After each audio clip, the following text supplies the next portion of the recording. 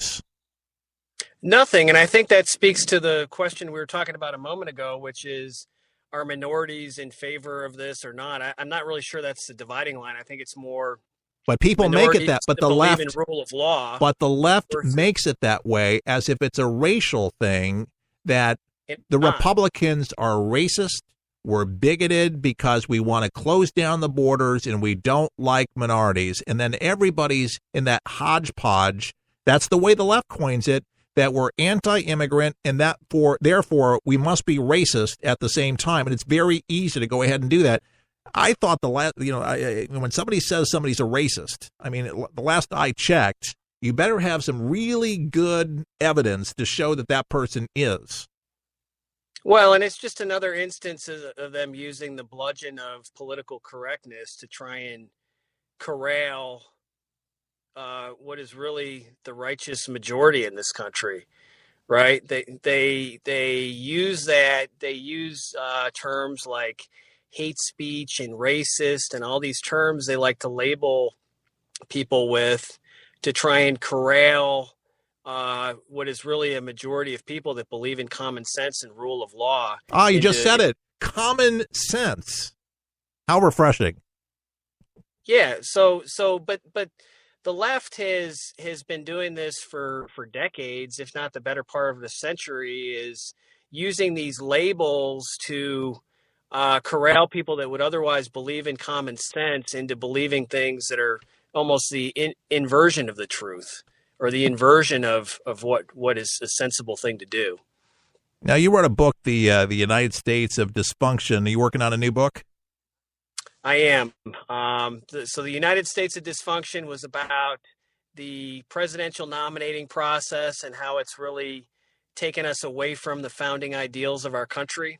And the new book is really drawing a contrast between a democracy and a republic, explains what it means to be a republic, what the founders really intended our country to be, and how we've gone off the rails in some of the constitutional changes that have taken place since then. Yeah, there's been a lot of those where, it should have never happened, and laws that have become law that were not in the Constitution. And I'm a constitutionalist. I believe in that, and we should be true to that.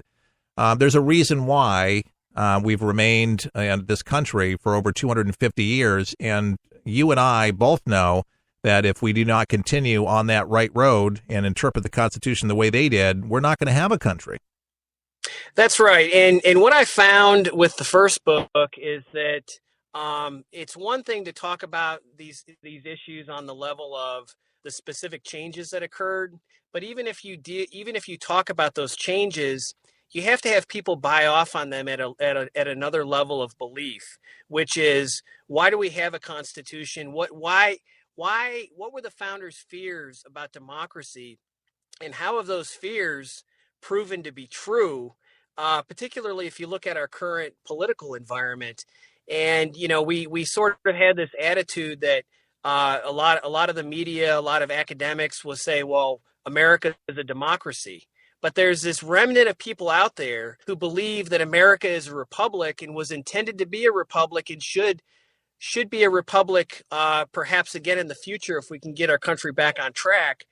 So this is really an attempt to define what does that mean and put some meat around it so that we can try and bring the country back in that direction. I like that. When is your book going to be released, the new one? Optimistically, I'd say this year, but it'll probably be early next year. I hear it. Believe me, I know all about that. I started this book, and it's like another chapter, and it just has a life of its own. But you never want to rush the process. I totally get it, and I understand it. I'd love for you to actually be a regular on a broadcast. We'll talk about that, to have you on more often to weigh in on these particular things, and maybe get in a little bit about those meat and potato things, about the Republican and being a democracy and all these other things, for people to kind of get plugged in a little bit more in the process and understand these core values of what it is and how government really works and what our founding fathers really intended for all of us. And they really were visionaries. And, Washington, as Pat Choate, the economist, says, used to be a city of ideas. It wasn't all about money, and that's the conversation, sadly, amongst a lot of the politicians and lobbyists, and that's why we like a Trump style, where it's not all about that. He wasn't able to be bought. He had his own money. How refreshing is that?